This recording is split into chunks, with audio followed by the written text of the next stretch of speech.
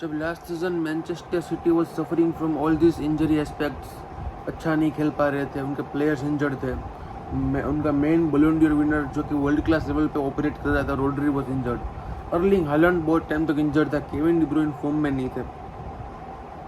But फिर आता है ट्रांसफर मार्केट, जहाँ पे पेप गार्डियोला की टीम करती है पूरी तरह से रीडेवलप, रीफर्निश, और रायन नूरी, चर्की, टीजनी राइंडर्स, ऐसे सब प्लेयर्स को टीम में बुलाते हैं, ऐसे सब प्लेयर्स को ट्रेड करते हैं और फिर आते हैं क्लब वर्ल्ड कप में।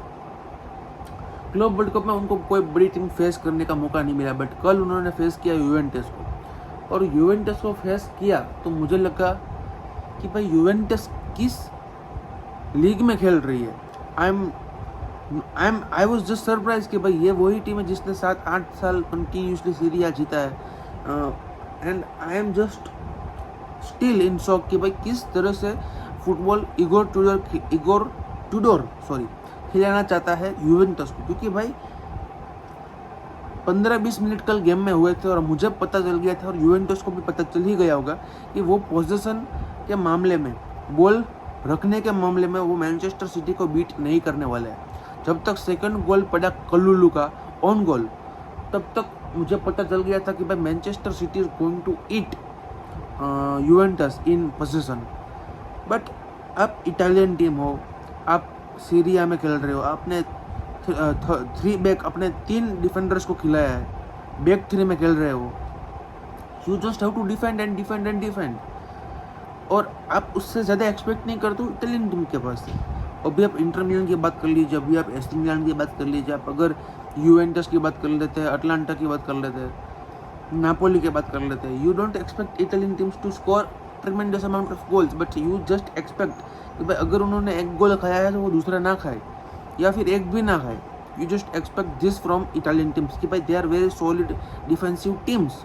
बट जब से हम देखते आ रहे हैं 4-4, 5-5 गोल इटालियन टीम्स खा रही है, 4 गोल्स PSG का सामने इटालियन जायंट इंटर मिलान ने खाए, उसके बाद यू कैन से कि भाई यूवेंटस खा रही है इतने ज़्यादा अमाउंट ऑफ गोल्स, तो इट इज़ नॉट गुड कि भाई Italian teams are playing that bad. But तो ये सब बात छोड़ देते हैं, मैनचेस्टर सिटी की क्लियर प्रोग्रेशन हमको कल देखने को मिली। उसका 2 रीज़न अल्टीमेटली मैं आपको दूंगा। पहला रीज़न तो ये है रोड्री इज बैक।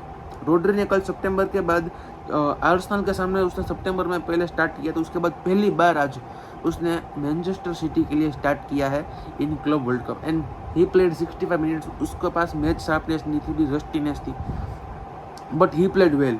और उसकी जो फिजिकलिटी है, उसकी जो वो लाइन ब्रेकिंग पासेस करता है, उसकी जो पोजिशनल इंटेलिजेंस है उस बंदे के पास, he is one of the best DM ever played, and he is the best DM right now, no doubt about it. Zubimendi है, थॉमस पार्टे है, डेक्लन राइस है, वो बहुत सारे प्लेयर्स है, बरेला है, वही बहुत सारे प्लेयर्स है, but the best DM ever नहीं, best DM right now to play is I think Rodri. बंदे ने जिस तरह से कल गेम को कंपोज किया है, जिस तरह से गेम को कंट्रोल किया है, line breaking passes, long flanks changes आपने जो बंदे के देखे हैं, it was out of the world. और दूसरा जो कड़ी मैं आपको बताने वाला हूँ, जो पकाई है पेप गार्डियोला ने, दूसरी जो चेंज हम देख रहे हैं पेप गार्डियोला के द्वारा, वो है बर्नार्डो सिल्वा।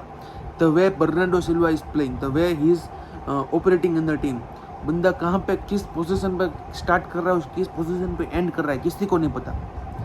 आज अगर मैं सामने वाली टीम का मैनेजर हूँ, यूवेंटस का मैनेजर हूँ, मेरा एक ही काम है कि मुझे बर्नार्डो सिल्वा के ऊपर मेन मार्किंग करके रखनी है। अगर मैं वो नहीं कर पा रहा हूँ, you are just destroying your own plans, क्योंकि भाई बर्नार्डो सिल्वा विंग में भी आएगा, बर्नार्डो सिल्वा स्ट्राइकर की पोजीशन पे आएगा, बर्नार्डो सिल्वा नंबर 10 की पोजीशन पे आएगा, बर्नार्डो सिल्वा नंबर फॉल्स 10 की पोजीशन पे आएगा, बर्नार्डो सिल्वा 8-6 थर्ड बैक, फुल बैक सभी पोजीशन पे आएगा। Bernardo Silva is everywhere on the pitch. सिर्फ गोलकीपर की पोजीशन में बर्नार्डो सिल्वा नहीं आता, बाकी सभी पोजीशन पे आपको बर्नार्डो सिल्वा देखने को मिलता है और मिलता है। He creates, he score goals, he create for the creators, he score goals from the creators, everything he does। और इसी वजह से बर्नार्डो सिल्वा को कैप्टन बनाया है पेप गार्डियोला ने।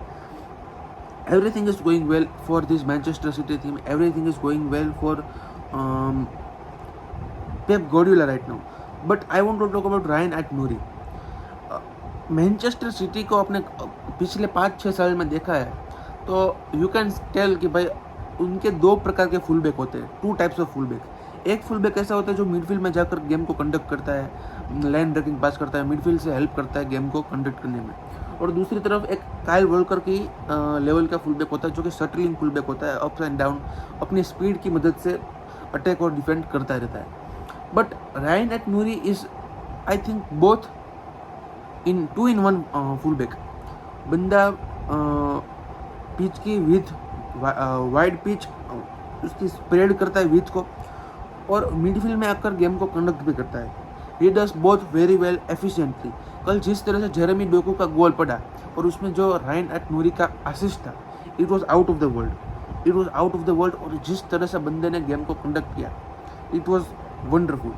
तो यही पेप गार्डियोला चाहता है अपनी टीम में, और मुझे लगता है कि उसने अभी तक ट्रांसफर मार्केट ख़त्म नहीं कर दिया है।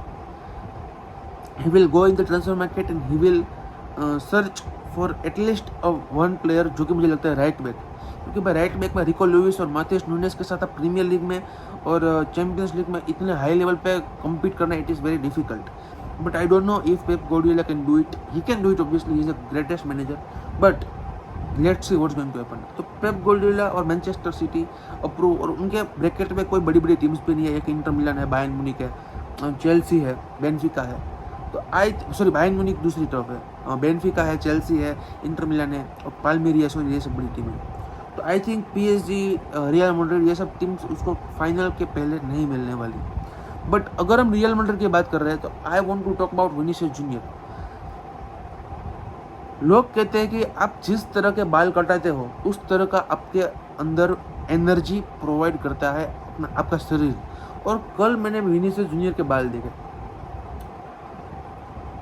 भाई। विनीसियस जूनियर ने कल जिस तरह से खेला है ना, मुझे लगा है कि भाई जो 2023 का चैंपियंस लीग था, 2023 या 2024 मेरे हिसाब से, हाँ 2024 का जो चैंपियंस लीग था, उसके बाद उसने पहली मैच कल खेल लिया।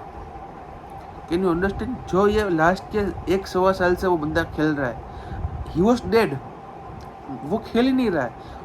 कल उसकी आत्मा चैंपियंस लीग फाइनल से वापस आई, और कल जिस तरह से बंदा खेल रहा था, it was out of the world. इस विनीसियस जूनियर को हम जानते हैं, इस विनीसियस जूनियर ने बallon d'Or की रैंकिंग में आग लगा दी थी। और अगर यही विनीसियस जूनियर कंटिन्यू करता है अपने करियर में आगे बढ़ना है इसी वे में, he don't need to be 10x, he just need to be him. 1x पे भी ठीक है बंदा, और कल उसने 1x में भी खेला है, 2x में भी खेला है। ही इज़ नॉट दैट उसने 10x कर दिया, और अगर वो 10x करता है, God knows what is going to happen. तो कल रियल मैड्रिड ने खेला सैल्सबर्ग के सामने, फेडे वाल्वर्डे का गोल, विनीसियस जूनियर का गोल और गोंजालो गार्सिया का गोल। गार्सिया बंदा लाइमलाइट में नहीं था, बट अब आ गया है, क्योंकि भाई उसने कुछ 3-4 गोल असिस्ट प्रोवाइड कर दिए है क्लब वर्ल्ड कप के ग्रुप स्टेज में, जो कि अनएक्सपेक्टेड था। किलियन एम्बाप्पे की इंजरी की वजह से उस बंदे को कुछ डिसीज हो गई है, डायरिया की ऐसा कुछ हो गया है, I don't know what is happen to him.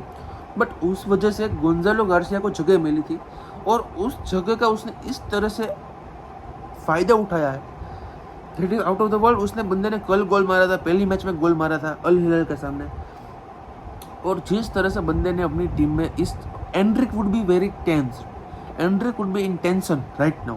Real Madrid की स्ट्राइकर पोजीशन में गोंजालो गार्सिया के इतना अच्छा परफॉर्मेंस देखने के बाद Endrick would be in tension कि भाई ये क्या हो रहा है। किलियन एम्बाप्पे के बाद मेरा नाम होना चाहिए था, बट अभी गोंजालो गार्सिया का नाम आ चुका है। तो everything is going out of the way, but Club world Cup is delivering right from the beginning मेरे हिसाब से। And yeah we are just enjoying it. मिलते हैं नेक्स्ट टाइम, तब तक।